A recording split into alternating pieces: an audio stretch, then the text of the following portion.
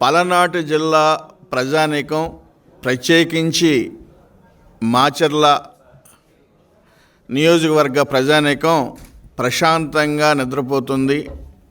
ఒక మాటలో చెప్పాలంటే మానసిక ఉత్సవాలు చేసుకుంటున్నారు.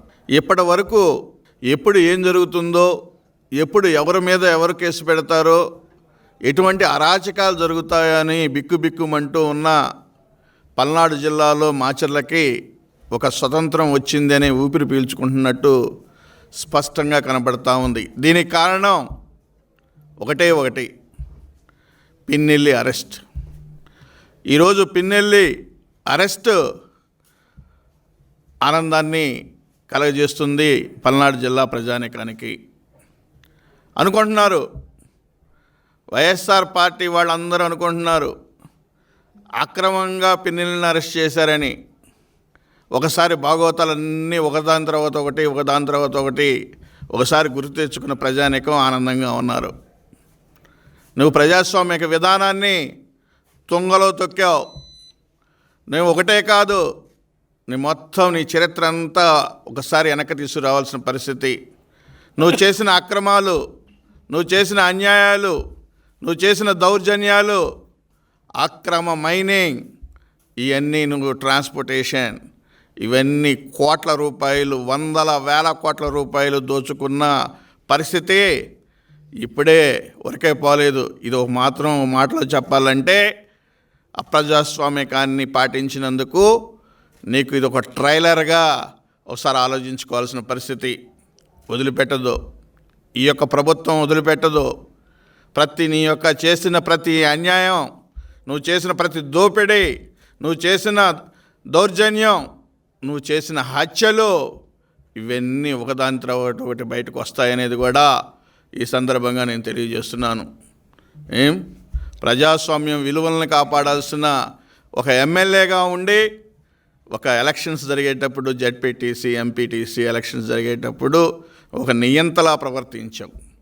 అదేవిధంగా ప్రభుత్వానికి రావాల్సిన కప్పాలు నీ యొక్క జేబులో పెట్టుకున్నావు. నువ్వు అన్యాయంగా అక్రమ ఆస్తులు అనేది సంపాదించావు. ఎవరైనా మాట్లాడితే వాళ్ళని నీ యొక్క చౌకబారు రౌడీలతోటి ఇబ్బంది పెట్టావు. తెలుగుదేశం పార్టీ నాయకులు వస్తే వాళ్ళని ఒక మాటలో చెప్పాలంటే హత్యా ప్రయత్నాలు చేసిన సంఘటనలో ఈరోజు ప్రజలు మర్చిపోలేదనేది కూడా ఈ సందర్భంగా నేను తెలియజేస్తున్నాను. ఈరోజు నువ్వు నిన్న కాక మొన్న నీకు అరెస్ట్ సందర్భంగా తెలుగుదేశం పార్టీకి సంబంధించిన ఒక నాయకుడు వస్తే, ఒక యువ నాయకుడు వస్తే అతని మీద కూడా నువ్వు దౌర్జన్యం చేయడానికి ప్రయత్నం చేశావంటే నీలో ఇంకా అహం చావలా, నువ్వు చంపుకో. నీకు జైలు కూడు తింటే తప్పితే నీకు మళ్ళీ జ్ఞానం రాదు, ప్రజల విలువలు తెలియదు, అహంకారంతో కొట్టుమిట్టాడుతున్నావు. ఈరోజు ఇక ఒక మాటలో చెప్పాలంటే నువ్వు మాట్లాడిన మాటలు ఒక్కొక్కటి చూస్తే చాలా ఇబ్బందికరంగా కనపడుతూ ఉంటాయి. ఇప్పుడు ప్రజానీకం, పల్నాడు ప్రజానీకం ప్రశాంతమైన ప్రజానీకం, వాళ్ళు ఒక విశ్వసనీయతకి నిదర్శనంగా ఉండే వ్యక్తులు. అందుకనే మీరు చేసిన వైఎస్ఆర్ పార్టీ చేసిన దౌర్జన్యాలకి మరి ఒక క్లీన్ చిట్ ఈరోజు ఒక తెలుగుదేశం పార్టీ 7 శాసనసభ్యుల్ని చిన్న మెజారిటీస్తో కాదు, అత్యధిక మెజారిటీలతో గెలిపించారు పల్నాడు జిల్లా ప్రజానీకం అనేది కూడా ఈ సందర్భంగా గుర్తు చేస్తున్నాను. అందుకనే మిమ్మల్ని వదిలిపెట్టే ప్రసక్తి లేదు.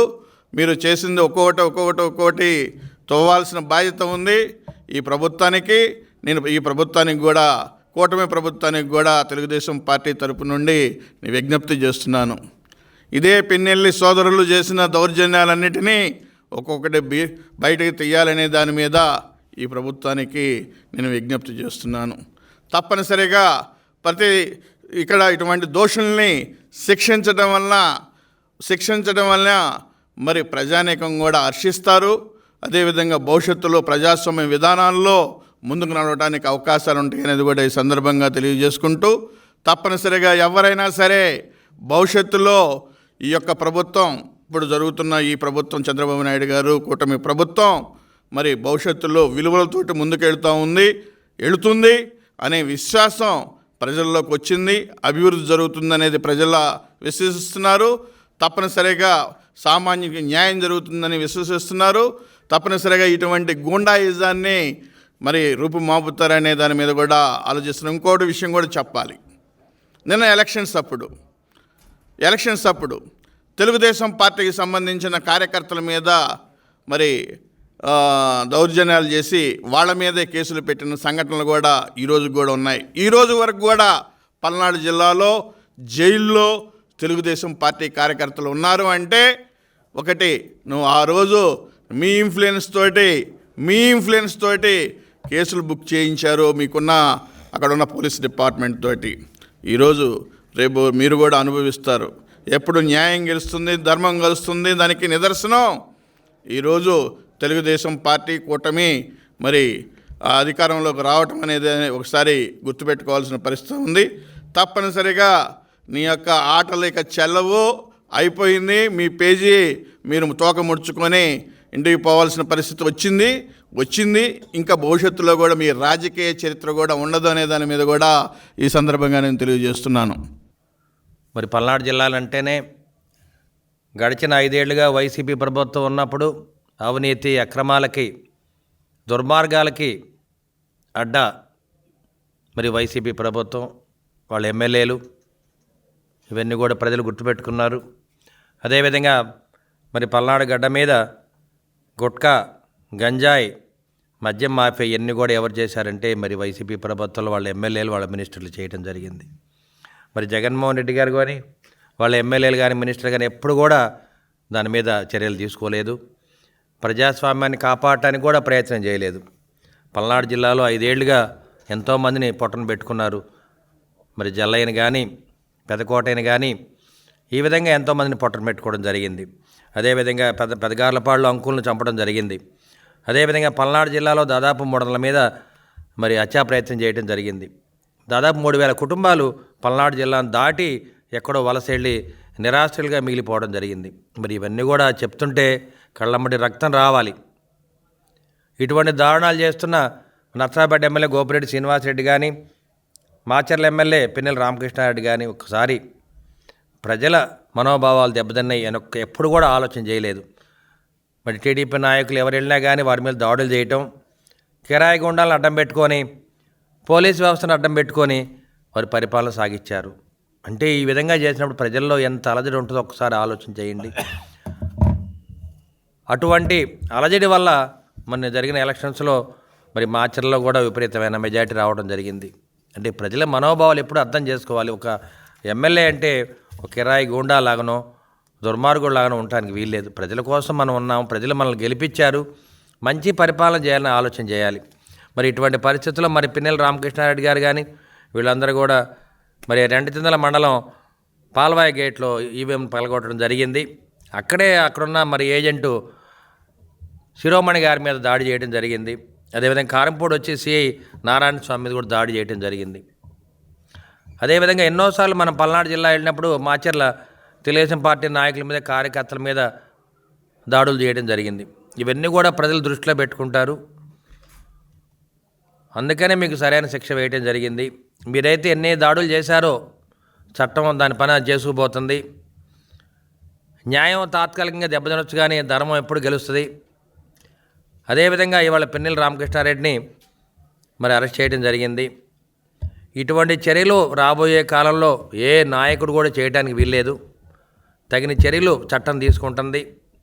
అదేవిధంగా జగన్మోహన్ రెడ్డి గారు ఎటువంటి తప్పులు చేశారో, ఎటువంటి అవినీతి, అక్రమాలు, దుర్మార్గాలకి మరి ఆయన నాయకత్వం వహించారో ఇవాళ అనుభవిస్తున్నారు. దీన్ని దృష్టిలో పెట్టుకుని మా నాయకుడు నారా చంద్రబాబు నాయుడు గారు ఒక నీతి, నిజాయితీ, కృషి, పట్టుదల, ఓర్పున్న మనిషి కాబట్టి ఇవాళ 164 సీట్లతో తెలుగుదేశం పార్టీ ఘన విజయం సాధించింది. ఇవన్నీ కూడా ప్రజలు గుర్తుపెట్టుకుంటారు. అదేవిధంగా ఎవరైతే 150 సీట్లతోటి విర్రవీగి ఇవాళ ఎగిరి కింద పడ్డారో వాళ్లే మనకు గుణపాఠం. తప్పనిసరిగా తెలుగుదేశం పార్టీ నాయకులు కానీ, కార్యకర్తలు కానీ అందరం కూడా నీతి, నిజాయితీతో ఉండి ప్రజలకు అండగా ఉండి ప్రజాస్వామ్యాన్ని కాపాడటానికి మనం అందరం కూడా కృషి చేయాలి. అదేవిధంగా ఎవరైతే అవినీతి పరులు, దుర్మార్గాలు ఉన్నారో వారందరి మీద కూడా చట్టం దాని పని చేసుకుపోతుంది. కాబట్టి ఇవాళ ప్రజాస్వామ్యాన్ని కాపాడటానికి మనం అందరం కూడా ముక్త కంఠంతో ఏకమై ప్రజాస్వామ్యాన్ని కాపాడాలని చెప్పి మీడియా ముఖంగా తెలియజేస్తున్నాను. ఈరోజు కోర్టు ఆదేశాల మేరకు పిన్నెల్లి రామకృష్ణారెడ్డిని మాజీ ఎమ్మెల్యే జైలుకు పోయాడు. గత 5 సంవత్సరాలు ప్రజలు ఇచ్చినటువంటి అధికారాన్ని దోపిడీకి ఉపయోగించుకున్నారు, దుర్మార్గాలు చేశారు. అనేక మంది తెలుగుదేశం కార్యకర్తల్ని, చంద్రయ్యని, జల్లయ్యని పొట్టన పెట్టుకొని వాళ్ళని చంపింది కాక మళ్ళీ చంపిన వాళ్ళ కేసులో వాళ్ళ బంధువులను కూడా ఇరికించి అనేక పాపాలు చేశారు. భూములు కబ్జాలు చేశారు, ప్రజల ఆస్తులు కబ్జాలు చేశారు, అలాగే లిక్కర్ మాఫియా చేశారు. చెయ్యని నేరాలు లేవు. నేరాలు, ఘోరాలు, దోపిడీలు చేసినటువంటి పల్నాడు బ్రదర్స్ని నరరూప రాక్షసులుగా ఈరోజు పల్నాడు ప్రజలందరూ ఇలాంటి వారిని దేశద్రోహం కింద వీళ్ళని తరిమేయాలని చెప్పేసి ఈరోజు ప్రజలు కోరుకుంటున్నారు. చేసిన పాపాలు వెంటబడ్డాయి కాబట్టే ఈరోజు ప్రజలు చిత్తుగా ఓడించి గుణపాఠం చెప్పారు. ఈరోజు గతంలో అధికారాన్ని అడ్డం పెట్టుకొని పోలీసుల చేత చట్టాన్ని తుంగలో దొక్కించి అనేక తప్పులు చేయించారు. ఈవీఎంలు ధ్వంసం చేసి అక్కడ ఉన్న తెలుగుదేశం నాయకుల మీద దాడులు చేసి అవి కొన్ని బూతులు ఆక్రమించుకొని కూడా విధ్వంసాలు సృష్టించారు.